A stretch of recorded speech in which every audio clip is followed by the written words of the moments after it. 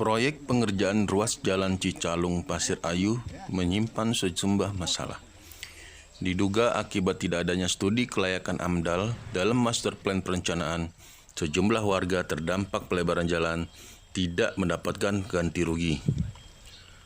Ada 10 orang saat ini yang sudah terkena dampak tanahnya terkena pelebaran jalan menuntut ganti rugi ke pihak pemerintah daerah. Total ada 62 warga yang terkena dampak penuturan kepala desa.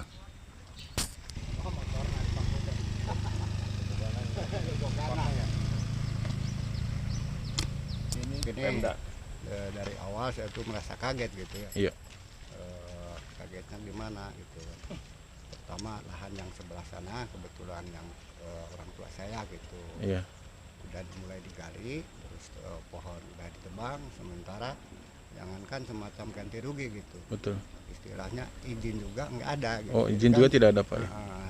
Setelah ditelusuri ke desa katanya belum ada pihak desa gitu kan. Nah, terus akhirnya kami mencoba nanya-nanya ke yang tahu gitu. Emang intinya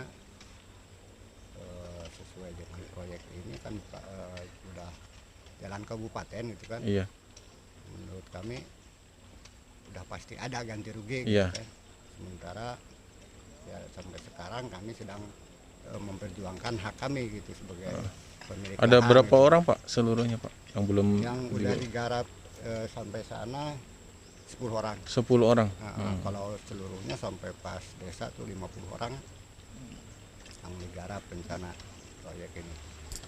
Dari Pemda belum, cuma kebetulan beberapa hari ke belakang dari desa udah mengadakan kunjungan sama yang 10 orang itu.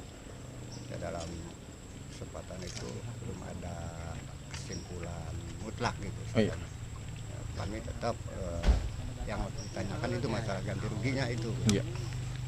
Tuntutan Bapak ke depannya apa nih?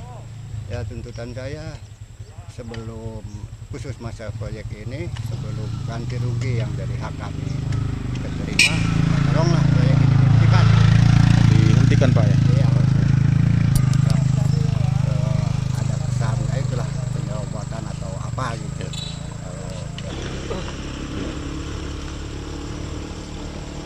Iya.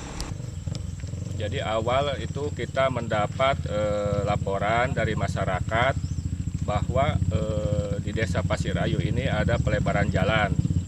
Nah, masyarakat di sini pertama itu mengeluhkan perihal pelepasan hak yang tidak ada ganti ruginya.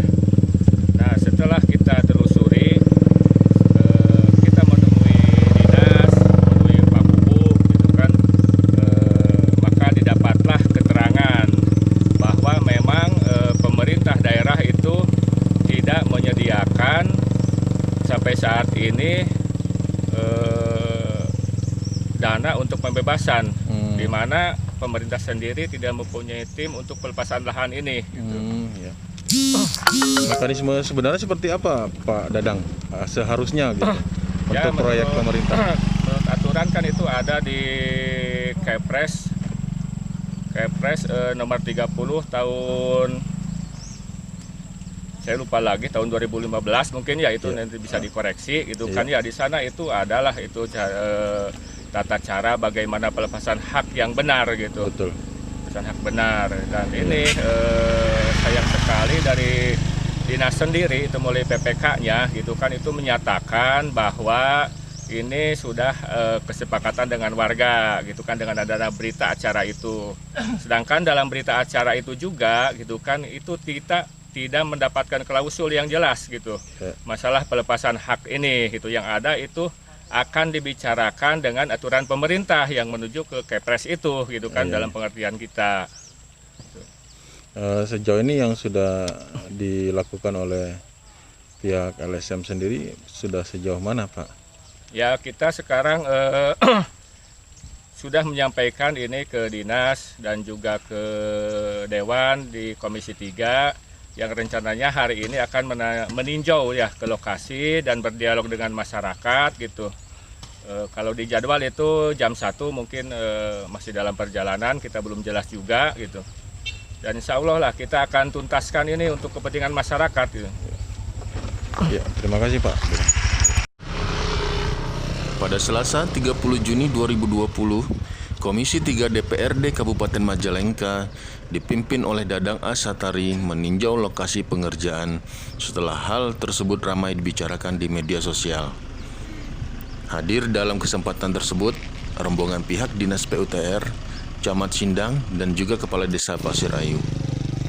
Menurut keterangan Kepala Desa Pasir Ayu, Sutarmo, bahwa pada tahun 2018, jauh sebelum pengerjaan dimulai, masyarakat sudah dimusyawarahkan dan sudah ada berita acara. Tapi keterangan dari mantan Camat Sindang waktu itu, Jojo, menyampaikan informasi bahwa pengerjaan jalan tersebut, lahan warga yang terkena dampak, tidak ada ganti rugi dari pemerintah kabupaten. Ketua Komisi 3, Dadang Asatari, mengatakan bahwa DPRD berjanji akan memberi solusi yang terbaik dan nanti apa yang menjadi aspirasi masyarakat akan dibicarakan di Gedung Dewan.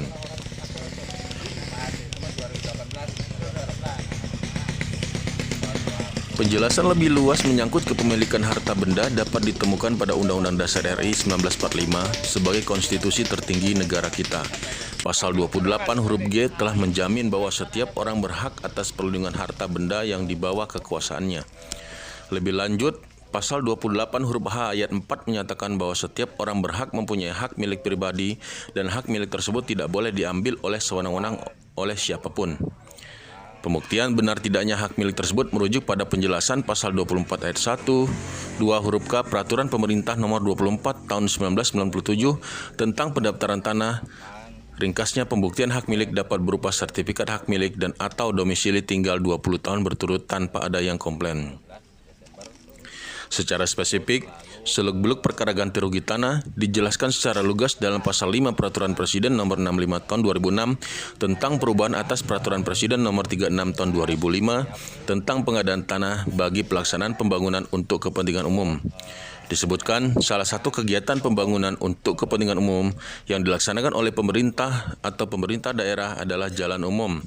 Lebih lanjut, dipaparkan dalam Pasal 1 Angka 3 bahwa setiap kegiatan untuk mendapatkan tanah dengan cara memberikan ganti rugi kepada yang melepaskan atau menyerahkan tanah, bangunan, tanaman, dan benda-benda lain yang berkaitan dengan tanah. Merujuk pada peraturan ini, muncul pertanyaan siapa yang bertanggung jawab terhadap pembayaran ganti rugi tanah di ruas Jalan Cicalung Pasir Ayu. Pasal 6 Peraturan Presiden tersebut menyebutkan pengadaan tanah untuk kepentingan umum di wilayah kabupaten atau kota dilakukan panitia pengadaan tanah kabupaten atau kota yang dibentuk oleh bupati atau wali kota. Adakah pemerintah daerah Majalengka membentuk panitia pembebasan tanah sebelum dilaksanakan pelebaran jalan Cicalung Pasir Ayu? Terlepas dari konteks ada tidaknya panitia, maka mudahlah mengurai benang kusut persoalan ganti rugi tanah yang terkesan akibat diduga tidak adanya studi kelayakan analisa dampak lingkungan sehingga banyak warga yang dirugikan. Lagi 1 meter itu mungkin nanti ikut dibicarakan, Pak? Ya harus dibicarakan, karena saya melihat berita acara mereka sudah membahas dengan BPD-nya, mungkin lembaga desa kata Pak sudah, tapi ada bagian rakyat yang tidak sempat hadir waktu itu tidak ada yang bicara. Ini sosialisasi kan yang teramat. Ini mudah-mudahan ini nanti di-clearan di lembaga, karena sudah muncul ke permukaan ada penolakan, nanti disinkronkan. Kami DPRD hanya memediasi, memfasilitasi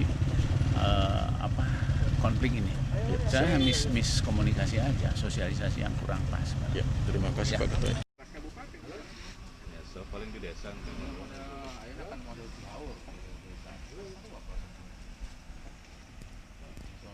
Tim Poliswat Majalengka melaporkan.